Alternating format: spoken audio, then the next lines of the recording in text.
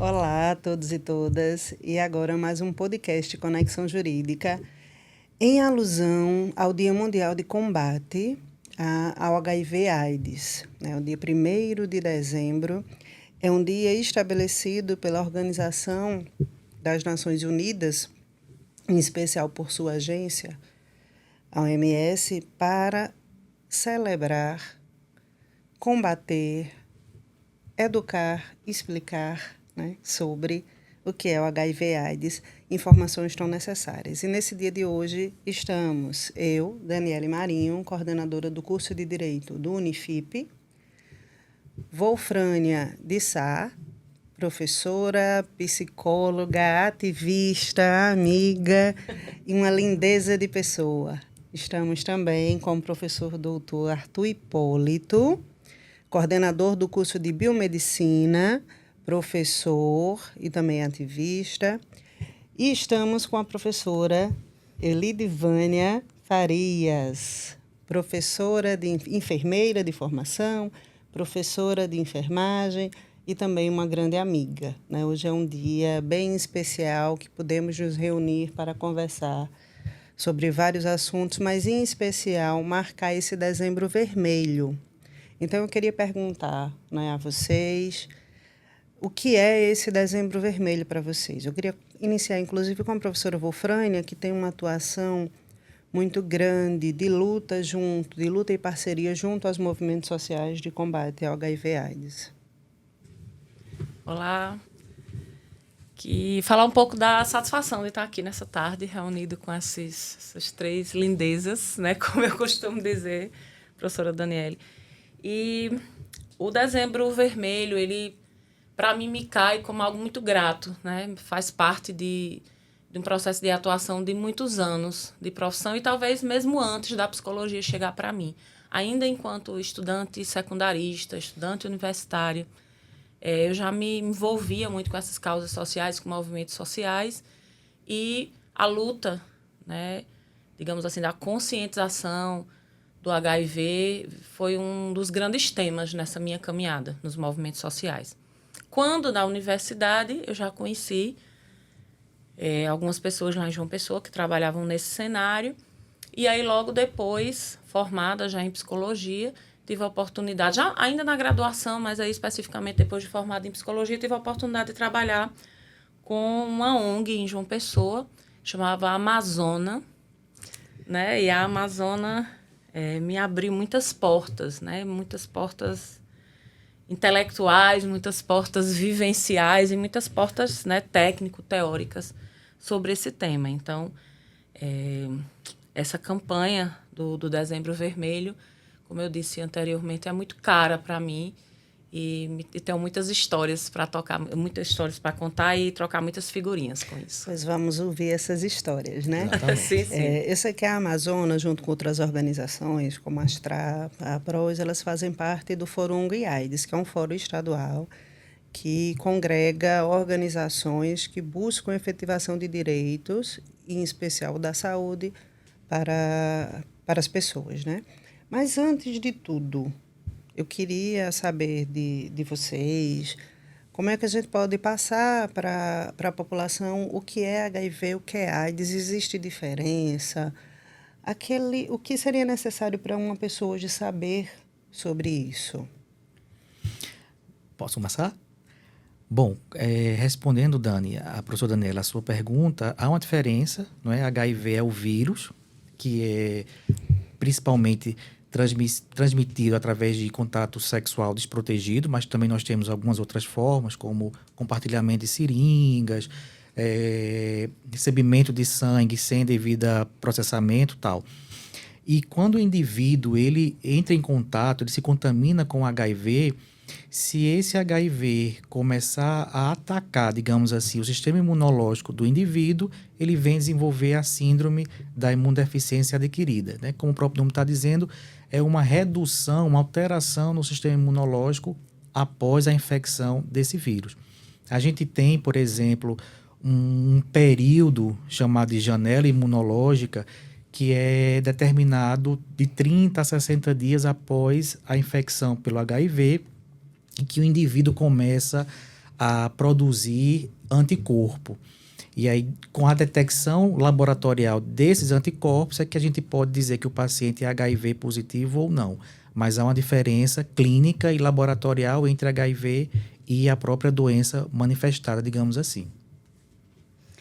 E adentrando um pouquinho sobre a questão da doença em si, né, que é o que mais traz à tona a questão do estigma. Nós sabemos que é uma doença que ela não é passada de pessoa a pessoa num contágio simples. E aí, a imunodeficiência, né, que provoca no indivíduo é justamente por essa destruição de células. Então, é a nível sanguíneo. E a possibilidade, na verdade, né, de transmissão, como o professor já colocou, né, somente pela questão sexual, o compartilhamento, né, de materiais perfurocortantes e também vertical, Sim. através, né, da mãe e bebê. Tanto pode ser transmitido durante a gravidez como durante o parto e também através da amamentação. Daí a importância, né, de se realizar, inclusive, a questão do pré-natal muito bem preparado, planejado com essas mulheres. A detecção é importante porque, inclusive, durante o período gestacional, pode-se já inserir o tratamento, né, para se diminuir, inclusive, a questão das complicações do bebê. Mas é possível que um bebê de uma mãe positiva, esse parto consiga acontecer sem que haja a contaminação do bebê, não é isso? Sim, uma das vias é, inclusive, a criança, o parto ser por parto cesariano, não ser por parto normal, né? Porque aí a questão do contágio seria justamente com o contato das secreções, né, vaginais. Isso. Tem alguns estudos epidemiológicos, né, que mostram que cerca de 99% de prevenção quando a mãe é diagnosticada e começa o tratamento antirretroviral, e aí tem 99% do filho, né, do bebê nascer sem ter o HIV. Que interessante. Daí, gente, a importância, né? Uma conversa ela vai puxando a outra. A importância, por exemplo, de equipamentos da própria políticas públicas, né? Por exemplo, a gente tem o CTA-COAS, que faz, né, toda essa triagem. CTA é Centro de Testagem e Aconselhamento, que no início, né, finalzinho ali dos anos 80 para os anos 90, era centro de testagem anônima. Aí vem a questão do estigma, né? Essas pessoas tinham que ver já no nome, né? Esse serviço ele tinha que ofertar já no seu nome essa descrição, né? E aí depois foi substituído de centro de testagem anônimo para centro de testagem e aconselhamento. Por quê? Porque existe um aconselhamento pré e pós-teste. Compreendendo, e aí, bem no cenário da psicologia, né? A gente compreender de que esse aconselhamento vem de uma visão compreensiva da possibilidade desse exame positivar, né? Dessa testagem ser positiva. Então, a gente já prepara esse sujeito, para entender o valor, né, digamos assim, dessa testagem, dessa conscientização para a testagem, e aí eu vou de encontro porque eu comecei esse assunto do CTA-COAS, que são as demandas induzidas, que a gente chama, que justamente são as gestantes, as pessoas que precisam de hemodiálise, né? São pessoas que estão, né, em uma condição de saúde ou que vão receber hemoderivados com certa assiduidade ou que vão passar por um processo cirúrgico, no caso, né, um parto. E aí essas demandas são consideradas demandas induzidas, né? O médico, quando faz toda aquela avaliação, por exemplo, para um pré-cirúrgico, ele já diz, né? Vamos fazer uma testagem, uma pelo próprio paciente, para entender a questão imunológica dele, como o professor Arthur já tinha falado, e também para a questão de segurança dos profissionais de saúde que vão executar o procedimento, né? Mas voltando para a demanda induzida das gestantes, é interessantíssimo, por exemplo, que essa gestante ela faça, né, dentro do seu pré-natal essa testagem, e aí não só para o HIV, para outras, o CTA também testa, por exemplo, as hepatites virais, que também é muito importante. Sífilis. Né? Sífilis, né? Que também tem a transmissão vertical, né? Uhum. Por exemplo, eu já passei por casos, né, onde essa mãe positivou no método ELISA, que era o primeiro, né, que a gente disponibiliza pelo SUS. Quando ele positivou, o segundo ELISA positivou, a gente precisou fazer uma testagem confirmatória com o Western blot, né? Quando a gente foi fazer isso, esse lapso temporal até o resultado, que naquela época, acho que há, 17 anos atrás, a gente mandava para laboratórios fora do Nordeste para fazer isso, né? Quando esse Western blot chegou, essa mãe já tinha parido, né? E aí a sorte é porque no nosocomo, no hospital onde ela ganhou o bebê, a gente já tinha o projeto Cegonha, né? Que garantia esse parto guardado, esse parto protegido, né? Se agendou uma cesariana para que essa mãe pudesse, né? Se fez a profilaxia pós-parto, né, do bebê, o bebê começa a tomar né, que a gente chama de coquetéis, né? Xarope, né? Xarope, né? Com algumas substâncias, aí os doutores da área mais específica vão saber. Mas aí só para a gente entender de que isso também é uma discussão muito de políticas públicas. Como eu gosto muito desse terreno, né? Eu me movo muito, né, nesse caminho. E aí já imaginou, gente, se essa... E tem mais, a gente depois descobriu, isso há 17, 18 anos atrás, a gente descobriu depois por que essa ELISA positivava, né? E aí a gente não tinha nenhuma referência científica para isso. Como é que a gente descobre? Essa mãe teve febre tifo na infância. E o método ELISA, ele é sensível, né, à cicatriz sanguínea do tifo. Ele não é específico. Né? Ele é sensível, mas não é específico. Então pode dar positivo para outras condições. Né? E aí, nesse caso específico, foi isso. Aí, olha a repercussão, né? Social, a repercussão emocional dessa mãe. A grande maioria das pessoas que rodeiam, né, essa mãe, até hoje, acham que ela é soropositiva. Né? E a Cria-se um estigma, né? por isso, E a né? discriminam por isso. Tivemos um caso recente de contaminação através de transplante. Eu acho que vocês acompanharam. Sim, né? Foi bem midiático o caso. Bastante midiático. Eu acho que até porque também sai um pouco desse estigma de infecções sexualmente transmissíveis. Porque eu acho que é uma carga também de que aquela pessoa é responsável por aquela infecção, por ter tido... Sim, e um discurso muito do terno da moralidade, professora. Isso. Né? Você tem uma vida promíscua, né? É teu ensaio e erro. Tu estás pagando o preço por viver essa lascividade da sexualidade, né? E a gente não pondera, por exemplo, que numericamente a maioria das mulheres infectadas estão num relacionamento estável. Sim. Isso. Que é um mito, né? Quer dizer, eu até pergunto se é realmente um mito a questão dos grupos... De risco, de né? risco. Isso. É interessante, e na seara das políticas públicas, a gente tem que defender também, desmistificar que a nomenclatura grupo de risco é diferente de comportamento de risco, né? Então, eu acho isso muito interessante, porque sempre quando a gente fala de HIV, AIDS e outras infecções sexualmente transmissíveis, a gente pensa em homossexuais, homoafetivos, mas, na verdade, desmistificando, a gente não tem grupos de risco, a gente tem comportamento de risco. E aí pode ser um heterossexual, como a professora Wolfrânia comentou, a gente tem altos índices de parceiros, né, de casais, ou pelo menos um indivíduo do casal é monogâmico, mas o outro não, e aí você contrai alguma infecção, alguma outra problemática. Então, é interessante a gente partir também desse debate. Voltando ao que a professora Daniele comentou sobre os casos, né, que saíram na mídia recentemente de falha de diagnóstico, na verdade, né, com a apuração não foi nenhuma falha, foi ausência de realização de testes, né, pré-transfusionais, que aí começaram a ter essas questões de contaminação por transfusão de órgãos, né, por transplante de órgão, e gerou toda essa comoção nacional que a gente ouviu. E aí é o protocolo, como eu falei, né? É uma demanda que deveria estar prioritariamente, né, exercendo essa testagem, porque é protocolo da saúde. Qualquer profissional de saúde sabe disso, né? Qualquer estudante da área de saúde sabe disso, é protocolo. Exato. É uma atitude até criminosa do laboratório que não procedeu às testagens. Né? Isso. Omissão. Negligência. Exatamente. Que aí a gente encontra isso muito também dentro da área da enfermagem, dentro da área também laboratorial. Né? E tem uma questão importante que é o sigilo, né, do paciente, não só para HIV/AIDS, mas para qualquer outra condição de saúde. Há um sigilo inerente à profissão que se estende não só ao profissional, eu digo isso para alertar mesmo, a todos que estiverem naquela linha de atendimento, então um recepcionista, um estagiário, ele precisa manter o sigilo sobre a condição médica ou jurídica daquela pessoa atendida, né? Que é importante. E eu não sei se vocês podem me trazer alguma coisa sobre o que há de novo no tratamento, né, e na prevenção do HIV/AIDS.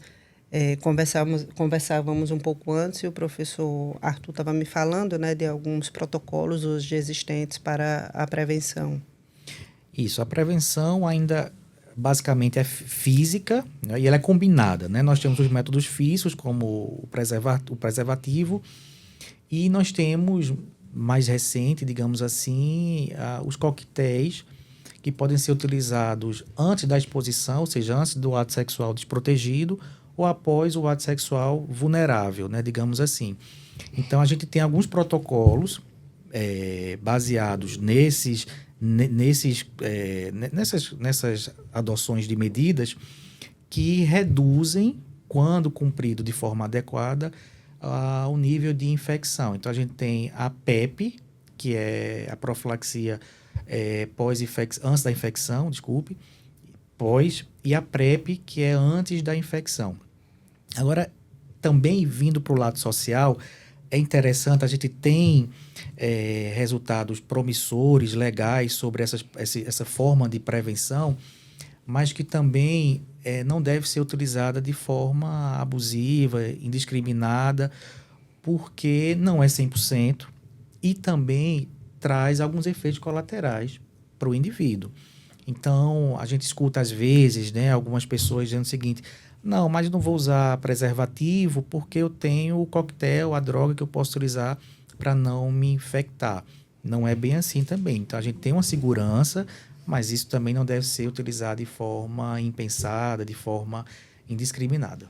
E é importante também, né, professor, ver a questão, por exemplo, se a pessoa suspeita, né, de repente teve contato com alguém que é suspeito, não manteve relações seguras, é importante salientar que esse teste rápido, né, ele tem um resultado quase que de imediato, e o início, né, desse tratamento ele deve acontecer o quanto antes. Então, até 72 horas é importante que isso seja feito.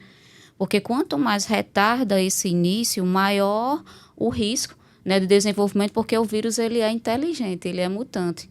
Então, quando ele tem contato com a célula humana, ele modifica, digamos assim, o funcionamento normal e começa a se replicar. Além da replicação, ele começa a destruir aquelas células na qual ele se utilizou para se replicar. Por isso, a questão da imunidade deprimida.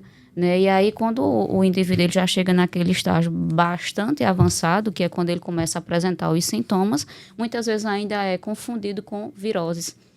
Né? Então, assim, no caso do HIV, ele chega a comprometer os linfonodos, né, de partes gerais. Diferentemente, digamos assim, de uma virose que geralmente ataca num local específico. E aí, quanto mais essa imunidade vai se deprimindo, aí vem justamente a situação das doenças oportunistas. Exato. E muitas vezes é detectada a doença oportunista, como pneumonia, tuberculose, antes do próprio diagnóstico HIV. E abrindo aí um parênteses, né, sobre o TREPT, né, que seria essa profilaxia pré-exposição, a gente pensa assim, né, como o próprio professor Arthur, né, exclamou, deixou claro, né? Não é para fazer isso. Eu quero transar, sair, né, sem compromisso. No carnaval, eu vou fazer isso, carnaval. Né? Mas a gente tem que pensar em outros cenários, gente. Por exemplo, um outro exemplo também vivencial, né, dentro do cenário da psicologia de aconselhamento. Abuso, ou, né, o abuso seria o pós, né, que seria o PEP. Mas é pré-exposição. A pessoa já vai tomar um remédio sabendo que vai cometer um erro, né? Sabendo que vai escorregar. Vejam bem, ou um cenário que a gente não imagina num lugar guardado, seguro, da gente de ter uma receita para o outro executar, né? Eu acompanhei um caso de um casal, né, que ele foi infectado porque fazia hemodiálise, né? Então, e o sonho desse casal era ser pais, né? Era um bebê. E eles, por que não adotaram um bebê? Vamos lá, isso aí a gente faz outro podcast sobre isso, né? Mas vamos lá, eles tinham direito Eles têm um direito, né, disso. E aí, o que é que ele faz? Todo um tratamento, aquela, né, para a carga imunológica dele negativar-se, né? O vírus está imperceptível aí, professor Arthur, né, com muita propriedade, que é a área dele vai falar sobre isso. A gente tem, né, que é uma carga viral indetectável, né, negativa. E aí, sim, se tem uma relação sexual desprotegida com a intenção da concepção, certo? Neste caso, como uma forma de resguardar mais ainda, né, principalmente a pessoa não soropositiva dessa relação, aí se pode, digamos, trabalhar com essa profilaxia pré-exposição. Né? Por exemplo, essa mulher, né, ela faz essa profilaxia mesmo com o companheiro negativando, né? E tudo mais. É uma segurança a mais para a concepção desse bebê. E aí a gente pode pensar tantos e tantos outros exemplos. Situações de casais positivos, negativos? Sim. Há um nome que agora eu não me recordo. Sorodiscordantes. Sorodiscordantes. Sorodiscordantes, Perfeito, é isso mesmo, sorodiscordantes. E aí, por inúmeros outros... Casais sorodiscordantes por inúmeras outras questões, né? Sim. Questões, por exemplo, não de pré-exposição, mas pós-exposição. Por exemplo, a gente trabalha em hospital, em laboratório, nós da área de estética, acontece muito. Por exemplo, estamos manuseando um pérfuro cortante em um paciente e aquele biomédico, aquele profissional, bota a agulha, tira a agulha, se contamina, né? se lesiona. Às vezes, a gente consegue identificar o paciente. Às vezes, não. Por exemplo, alguns profissionais vão descartar o material no Descarpec e aí, sem querer, coloca de forma errada, tem uma seringa ali, uma agulha, se fura. Não vai saber quem é o paciente. Então, aí também recorre à profilaxia pós-exposição. E aproveitando, né, esse link da discussão em relação ao profissional, né, se, digamos, autocontaminar por material pérfuro cortante, a gente puxa o link para uma situação específica que muitas vezes passa despercebido. Que o profissional de saúde ele está na assistência e ele trabalha justamente a questão da universalidade e da igualdade. Não vai chegar para o indivíduo estar perguntando, você é soropositivo? Sim. Né, por uma questão até mesmo de preconceito, não é ético da nossa parte. E muitas vezes o soropositivo se nega a dizer. E é direito dele. E aí o profissional, né, de saúde, ele fica, de certo modo, exposto a tais situações, o que dificulta também. Juridicamente, já que a gente está, né, em tantos terrenos, estamos num podcast de direito, né? Juridicamente hoje, inclusive, saindo, né, dessa temática do HIV, hoje, se para o próprio profissional de saúde, um médico, por exemplo, ele fizer uma documentação por escrito, como um atestado médico, por exemplo, ele só põe o CID, né, ele só põe a classificação, ou faz referência ao diagnóstico desse paciente, se o paciente autorizar no verso. Isso. Aí ele assina, né? Então, assim, e se for autodeclaratório, aí sim que tem a ver com a intenção do sujeito de trazer sua condição, a verbalidade, né? Ao autoesclarecimento. O profissional de saúde deve utilizar todos os equipamentos de proteção individual necessários para aquele procedimento. Então, a pessoa soropositiva ou a pessoa vivendo com HIV/AIDS, ela não tem, por obrigação, de informar isso. Sim. É um direito dela se preservar nesse aspecto, porque há muito, muito estigma e preconceito em relação a isso.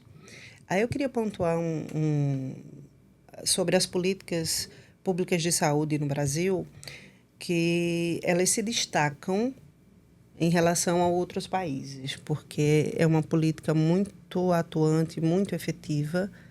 Né? Desde a década de 80, passamos por muita movimentação, inclusive o AZT, que foi um dos primeiros remédios, coquetéis, né, utilizados para o tratamento. O Brasil quebrou a patente deste medicamento. E aí é o direito, né, se relacionando com as áreas de saúde e as políticas públicas, porque foi uma decisão política, uma decisão jurídica, e foi quebrada essa patente porque estávamos ali em choque, em confrontos do direito à saúde da população e um direito que também é louvável e precisa ser respeitado, a propriedade imaterial daquela ideia, daquela medicação. Porque se também não houver proteção, não haverá, então, pesquisas, desenvolver tratamentos, remédios, etc. Então, é preciso também ter muito equilíbrio nisso, né? E há uma política que eu acho particularmente muito interessante, que é a política pública de saúde com a educação pelos pares, a prevenção pelos pares. Aí eu vou pedir até que vocês comentem um pouco sobre isso, que isso me encantou muito quando eu entrei na universidade e pude assistir ao trabalho de várias organizações, em especial aqui na Paraíba, mas também nacionalmente, organizações como a própria Amazônia, que já foi citado, o Cordel Vida, que tem um trabalho belíssimo, tem uma profissional, tem a Tatiana Pinangé, da Amazonas, tem Roberto Maia, pela Secretaria de Saúde, tem Tatiane Guimarães, que é uma profissional que hoje é professora universitária, mas atuou muito na prevenção e na assistência jurídica para pessoas vivendo com HIV/AIDS. Eu tenho uma profunda admiração pelo trabalho dela. Ela fez uma pesquisa empírica aqui na Paraíba com pessoas vivendo com HIV/AIDS que eu recomendo. Ela consegue fazer uma ligação muito... Não é proveitosa a palavra, mas ela consegue unir a saúde e o direito a partir dessa pesquisa, que eu vi poucas vezes acontecer, né? Então, não só o trabalho dela enquanto ativista, eu reconheço e admiro, mas também a produção acadêmica dela ao longo da sua assistência. Eu queria que vocês falassem um pouquinho o que é essa política de educação pelos pares na prevenção HIV/AIDS. Dentro dos movimentos sociais, né, e basicamente no terceiro setor, e, né, na ideia das ONGs, a gente tem, por exemplo, acho que um dos grandes exemplos é a APROS, a Associação das Profissionais do Sexo da Paraíba. Né? A APROS, ela foi, digamos assim, gestada durante muito tempo, ela foi pensada, né, durante muito tempo, mas ela foi instituída mesmo como associação em 2001. E eu tive o grande prazer de fazer parte dessa caminhada junto com muitos nomes desses que você citou, com Lusa, que é a presidente, e todas as meninas. Eu fui a advogada que assinou o estatuto, a revisão do estatuto da APROS. Né? Então, assim, a APROS é, sem sombra de dúvidas, né, uma associação, é um grupo de pessoas que, digamos assim, pensaram além. Eles disseram, a gente tem algo em comum, né? A gente tem uma profissão que está exposta, né, ao risco da contaminação do HIV, e a gente precisa se posicionar isso enquanto grupo. Então, a gente formou, né, digamos assim, algumas dessas meninas na APROS, né, essas primeiras meninas, e aí a gente trabalhou com a educação popular mesmo, da ideia de trabalhar dessa história da educação por pares, né? Então, se chegasse lá uma doutora falando sobre como é prevenção, muito provavelmente isso não ia funcionar, né? Chegar nas zonas, chegar nos lugares, nas casas, né, de prostituição, e alguém muito fora daquele cenário fosse falar sobre prevenção, a primeira coisa que as meninas iam dizer é assim, e você conhece sobre nossa vida? Sim. Né? Inclusive, uma das campanhas, há alguns anos atrás, do próprio Ministério da Saúde, quando o Ministério da Saúde incorpora a ideia também da luta das profissionais do sexo, é tipo, vida fácil é a sua. Essa era o bordão da campanha, né? Tipo, sem vergonha, menina, você tem profissão. Né? Esse era um dos slogans. Então, a gente pensar nisso, né? De que formando essas multiplicadoras, a gente pegou, né, um feixe dessa representatividade, formou, né, como mobilizadoras, e essas meninas espalharam essa ideia. Né? Então, essa educação pelos pares, ela é fundamental. A gente tem muito isso na psicologia, né? Na psicologia social, especificamente, na social comunitária. Da educação pelos pares, isso faz muito sentido. Muito sentido. Até a propriedade com que pessoas que estão inseridas naquele contexto falam sobre o tema. Se eu for falar sobre HIV, né, para hemofílicos, para usuários de drogas injetáveis, para, né, homens que fazem sexo com homens, né, e aí para qualquer outro público que a gente... Eu não vou estar no lugar de fala dessas pessoas. Né, e eu estou incorrendo num risco seríssimo de não me fazer entendida. Né? E se entendida de não ser respeitada no que eu digo, por quê? Porque eu não faço parte, né? Eu sou um abajur vermelho, sei lá, numa sala de outra cor. Eu não faço parte daquele espaço. né? E a gente pensar nisso, nessa visão compreensiva mesmo, de que essas pessoas têm lugar de fala, né? E elas precisam estar preparadas para falar de questões que são delas, especificamente delas. Exato. Isso é bacana, muito interessante. Tem dentro do direito, nós temos alguns benefícios que são devidos, justos, direitos das pessoas vivendo com HIV/AIDS. Em especial, o chamado benefício de prestação continuada, que aí eu acho muito interessante trabalhar isso. Às vezes, quando eu trabalho com meus alunos ou com a população, quando a gente vai em atividades itinerantes, falar de direitos, é porque, de pronto, não se faz a associação do BPC, que o BPC é um benefício constitucional, que é dirigido à pessoa idosa, aquela com mais de 65 anos, ou à pessoa com deficiência. E, de pronto, ninguém faz a associação do HIV/AIDS com a deficiência. Mas aí a professora Lidivana, no início, né, falou da sigla, né? A síndrome da imunodeficiência adquirida. Então, aí nós temos a deficiência.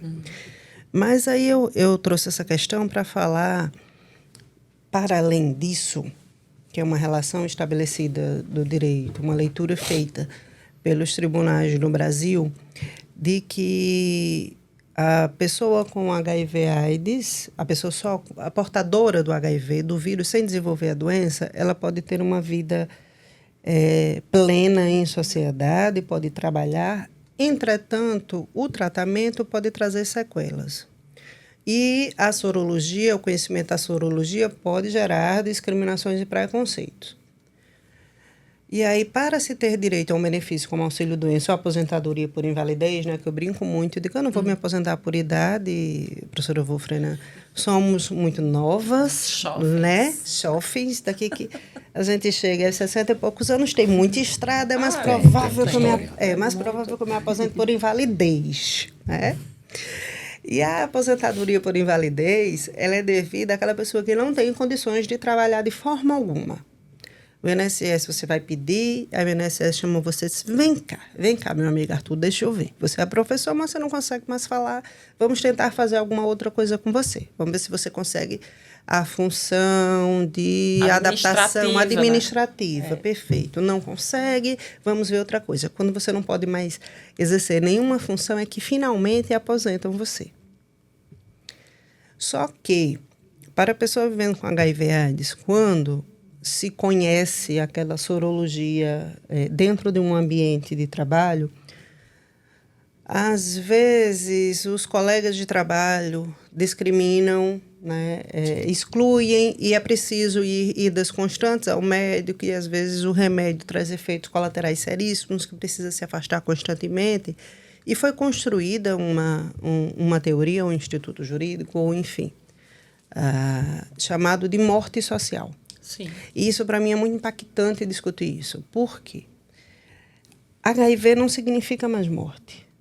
No início, era muito associado HIV/AIDS à morte. Letalidade. Exato. Mas AIDS não significa morte.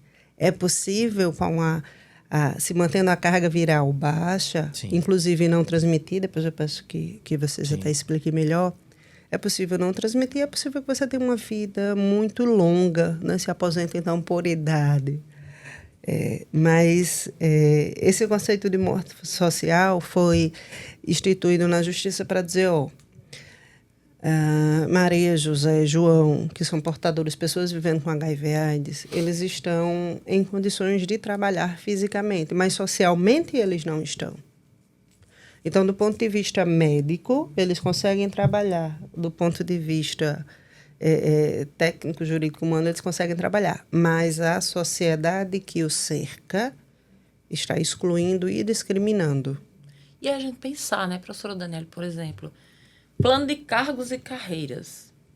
Como é que um sujeito, né, de direitos, como a gente estava falando aqui, ele está dentro de uma empresa, ele está dando todo o gás, ele veste a camisa da empresa, ele está lá, mas sabendo, né, que, por exemplo, ele não vai alcançar um próximo degrau na atividade profissional dele, porque ninguém vai dar esse degrau a ele com a morte social que vestiram nele. Esse fulano é doente, vive no médico. Não sei se dura. Eu não vou sair de um vendedor para um gerente de setor, porque eu não vou querer no meu gerente de setor, depois que o cabo organizar a casa todinha, daqui um dia está inválido em cima de uma cama decaída. É assim a ideia que as pessoas têm, né? Então, assim, eu não vou acender. Então, com que gás, né? Com que sentimento de empoderamento, né? Uma pessoa exerce sua função laboral, né? Ele quer crescer, porque a gente tem esse sonho, né? De chegar até um determinado lugar. Também falavam, né, sobre concursos públicos, sobre estabilidade, né, no trabalho e tudo mais. Como é que uma pessoa ela se motiva para isso, né, se socialmente as pessoas etiquetam ela como uma pessoa de vida curta, possibilidades limitadas, né, de pouco do desempenho abaixo do esperado, porque se espera que essa pessoa doente não tenha o seu pleno desempenho. Ou naquela linha que acontece com outros grupos sociais vulneráveis, de dizer assim, eu não tenho preconceito, mas eu não quero perto de mim. Eu tolero, entre aspas, né? Sim. Eu não quero conviver. Então, eu respeito, eu não tenho preconceito, mas eu não quero perto de mim. Isso não é tolerar, isso não é respeito, isso é exclusão, isso é violência. É violência simbólica, são atitudes que eu considero desumana para mim. Causa repulsa, né, esse um discurso. Ótimo profissional. Mas Sim. Né? Ave Maria, olha, mãos de fada aquela menina tem. Mas eu não vou, né? Venhamos e convenhamos, não vou encomendar um bolo a ela. Sim. Condiciona, no caso. Né? Ela trabalha com as mãos, ela trabalha com faca na cozinha. Se ela se corta, eu como o bolo que ela faz. Menina, fulano tem as mãos de ouro, cuida do cabelo, é uma excelente... Uma manicure excelente. Uma manicure excelente. Mas eu não vou correr esse risco, né? Eu não posso, né? Eu me ponho nesse lugar protegido, né? Pois é. Não consumir o serviço daquela pessoa, por isso. Sim. Aí, essa morte social, que é essa discriminação, essa exclusão, esse preconceito, ele fez com que a justiça entendesse que aquela pessoa é um sujeito de direitos que precisa ser respeitado, protegido e preservado, e aí ele concede esse benefício previdenciário, mesmo que fisicamente ela ainda esteja capacitada a trabalhar, mas porque socialmente ela não está. Eu acho isso de uma lindeza, Wolfrânia, de uma lindeza espetacular. Isso é justiça para mim. Isso é o Humano, triângulo né, da sobretudo. seguridade social, professora. Isso é direito, isso é políticas públicas de saúde. Isso é o triângulo da seguridade social, né? Saúde, assistência social e previdência social. Isso é o tripé da seguridade social. Está garantido na nossa bonitinha lá, a querida Constituição de 88, chamada Constituição Cidadã, né? Que é assim que ela garante muitos direitos sociais, né? Após sua vinda, digamos assim. E seguridade social, sem sombra de dúvidas, tem que integrar esses três critérios: saúde, previdência e assistência social. Por isso que o BPC ele é concedido via política pública de assistência social, mas é executado via previdência social pelo INSS. Isso. Né? Ou seja, começa lá no cadastro único, né? Ele é fomentado, ele é organizado na política pública da assistência social, mas ele é executado, ele é pago e ele é monitorado pela previdência social. E, obviamente, se a gente está falando de uma pessoa que vai ser beneficiária do BPC por questões de saúde, a gente está abordando outro tripé, que é o caso aí de uma pessoa vivendo e convivendo com HIV. Né? E aí é preciso também registrar a importância, né, da Seguridade Social, mas também do SUS. Sim. Né? Sim. Eu acho que a gente tem que lutar pelo SUS, defender o nosso sistema único de saúde, porque ele salva vidas, salva inúmeras vidas. 100% do tratamento SUS a gente tem no Brasil, 100% gratuito. Sim. É um dos poucos países no mundo onde isso é concedido. Tratamento 100% gratuito. Né? E aí, voltando para os princípios, tanto doutrinários como organizativos do SUS, professora Elidivânia já tinha tocado nesse assunto, né? A questão da integralidade, né? Da igualdade. Como? Igualdade. Sim, a igualdade, né? A equidade, né? Que a gente chama, na verdade. Que é mais do que a igualdade, a equidade diz muito sobre isso, né? Que é o que a gente estava falando. Condições de trabalhar eu tenho, sendo soro positivo, né? Mas se eu preciso acessar o meu direito de uma outra forma para trabalhar aqui, esse acesso me seja dado. Isso é equidade, né? Integralidade e os outros princípios aí, eles têm que ser cumpridos à risca, para que essa pessoa, de fato, acesse os seus direitos. Um dos princípios mais bonitos que eu aprendi dentro do direito é um da Seguridade Social, que eles chamam princípio da solidariedade. Porque você pode se perguntar por que eu tenho que financiar um benefício de prestação continuada, um salário mínimo, aquele idoso que não tem renda, ou aquela pessoa com deficiência que não tem renda, ou aquela pessoa que está precisando de um auxílio-doença porque não pode trabalhar porque, sei lá, quebrou a perna jogando futebol, ou está com diabetes porque comeu muito açúcar, sendo, né, dela uma responsabilidade. Ou porque sofreu um acidente automobilístico e agora não pode trabalhar, porque, enfim, ingeriu bebida alcoólica e sofreu esse acidente. Porque a ótica que a gente faz da pessoa vivendo com HIV/AIDS, em que a gente julga a atitude dela, a gente pode fazer essa leitura para outras situações, né? Que nós temos opções, escolhas de vida, e todas elas podem caminhar para uma consequência. E aí esse princípio da solidariedade, ele diz o seguinte, ó, a gente tem um cofrinho que todo mundo, vamos, professora Lidivânia, professor Arthur, professora Wolfrânia, a gente pede até, né, a Ricardo, a Mirvan, que preparam sempre lindamente esse podcast, vamos botar aqui um dinheirinho no cofrinho aqui. Esse cofrinho é o cofrinho da Seguridade Social, em especial o da Previdência, que é separado. Vamos lá, porque se um dia a gente precisar, se um dia a Wolfrânia precisar, a gente pega esse cofrinho, ó, e quebra para ela. O ideal é que a gente nunca precise. Eu brinco, eu quero me aposentar por invalidez, mas eu não quero nem me aposentar. Eu quero morrer trabalhando, porque eu amo o que eu faço. Mas é um prevenir também, Sim. se prevenir socialmente. Então, todo mês a gente deposita lá um valorzinho tirado do nosso salário, a gente nem vê. É um compromisso coletivo de cidadania. Perfeito. Né? Eu acho que eu vou trazer esse conceito para os meus alunos, gostei. É um compromisso coletivo de cidadania. Hoje não me falta para João, né? Falta para João. João faz parte da coletividade na qual eu convivo. Nada mais justo que hoje, ativamente, eu possa trabalhar e contribuir através dos meus impostos para que João, que não está podendo trabalhar, tenha o seu direito, né, e a sua dignidade assistida. Perfeito, perfeito. E essa é a ideia da seguridade, né? Desse cofrinho coletivo, para quando a gente precise bater lá, quebra, e cada um tem o seu.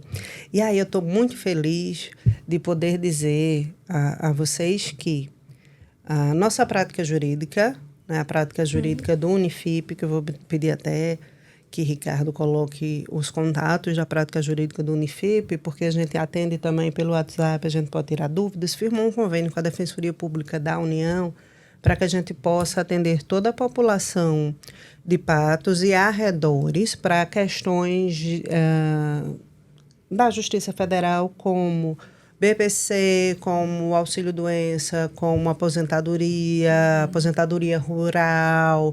Então, se você precisa acessar a justiça para tratar de questões de saúde, ação de medicamentos, questões previdenciárias, BPC, Previdência, pode entrar em contato com o Praju, com a própria Defensoria Pública da União, que ela vai direcionar para o atendimento físico aqui. Então, a Unifip está fazendo um papel social de extrema relevância, que é atender, possibilitar que a Defensoria Pública atenda aqui fisicamente toda a população que necessita. Então, é um mês para mim de muita felicidade poder anunciar e contribuir socialmente, né, nessas ações.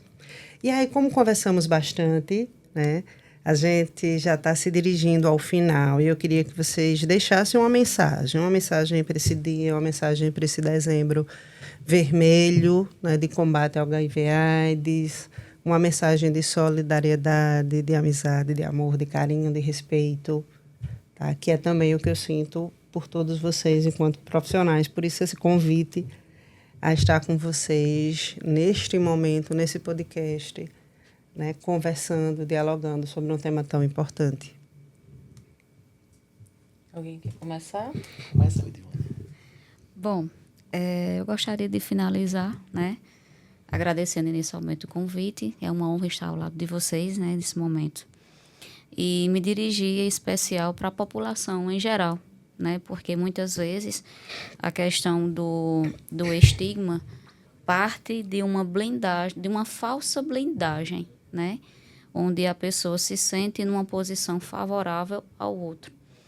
E como o Dani já colocou a questão do HIV, né, foi muito bem colocado hoje, é uma doença crônica que ela é controlável, assim como qualquer outro diabetes, por exemplo, que é controlável e que em um momento da vida ela pode dar digamos assim, o indivíduo ter uma recaída e ele pode vir, obviamente, a falecer por isso, mas é controlado.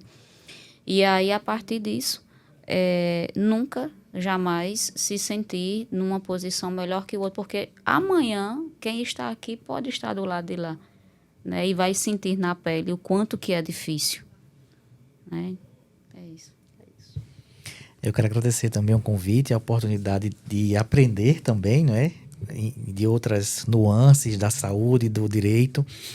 Eu acho que o trabalho é esse, educação para a gente, que é educação em saúde, educação jurídica, social, e também fazer um alerta, porque nós temos alguns casos subnotificados aqui em Patos, na região, de HIV, então a população precisa ficar atenta, não é? E se informar cada vez mais sobre os métodos de prevenção, para poder ter suas práticas de vida de forma mais saudável. Então, mais uma vez, obrigado. E quem sabe, no próximo momento, a gente estará aqui novamente falando de outros temas, né, Dani? Vamos marcar a parte 2, né? A parte 2, exato. Episódio 2. Episódio 2. Pessoal, muitíssimo obrigada, né, por essa oportunidade de troca. Eu sempre digo que eu tenho muita sorte, né? Eu tenho muita sorte. A minha estrela brilha sempre. Eu estou perto de pessoas muito queridas e fazendo sempre o que eu gosto muito de fazer. Uma, falar sobre saúde, sobre psicologia, sobre garantia de direitos, né? E com pessoas tão queridas. Muitíssimo obrigada por esse momento.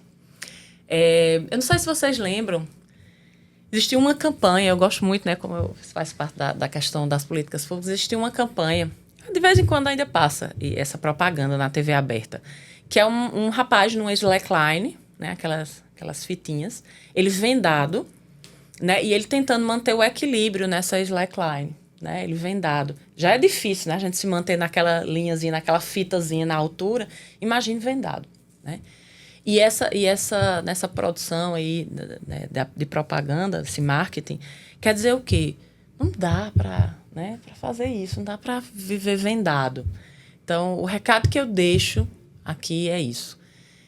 Testagem, né? Prevenção, como o professor Arthur já tinha falado, né?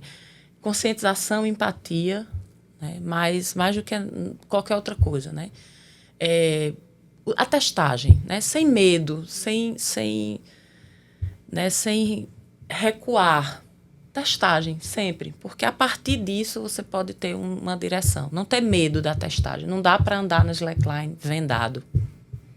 Né? Não tem como.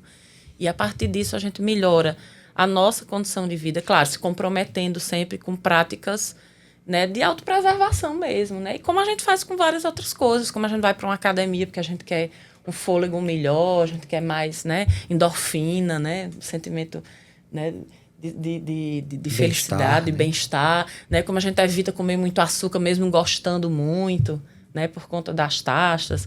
E aí, sol, né? A gente adora agora sol, no janeiro. Água. Sol, né? A gente se expõe menos ao sol, se protege usando um bom protetor solar, uma camiseta, né, com proteção solar. Então, assim, gente, é isso. É proteção, mas também a testagem, né? Sem medo, sem medo. Os CTAs estão aí, né? Aqui no nosso município a gente tem o CTA. O estado da Paraíba tem toda uma organização, né, para essa questão dos CTAs, né? Existe uma secretaria executiva no governo do estado específica para essas questões do HIV. A gente tem um ambulatório trans, que foi o primeiro, né? Então é muita coisa para ser festejada, né? São muitos canais de acesso para a gente ficar em casa ainda com medo de fazer o teste, né? Não deixe para fazer isso quando teu médico pedir, porque você vai fazer uma cirurgia para tirar o dente queiro, né? Ou botar peito de silicone, ou ganhar bebê, né? Vamos fazer esse teste para a gente entender como é que está a nossa saúde e, digamos assim, reforçar os nossos laços de compromisso com a nossa própria saúde. Certo? Então é isso. Esse foi um podcast de esperança, de solidariedade, de amizade, de conversar, né, sobre essa temática tão importante. Então eu peço, se você tem alguém que acha que precisa ouvir essa mensagem, essa conversa, ou refletir sobre isso, encaminhe essa mensagem. Nos siga nas redes sociais, em especial o Unifip, que aí você encontra todas essas informações, né? E minha gratidão a mais este podcast Conexão Jurídica. Muito obrigada.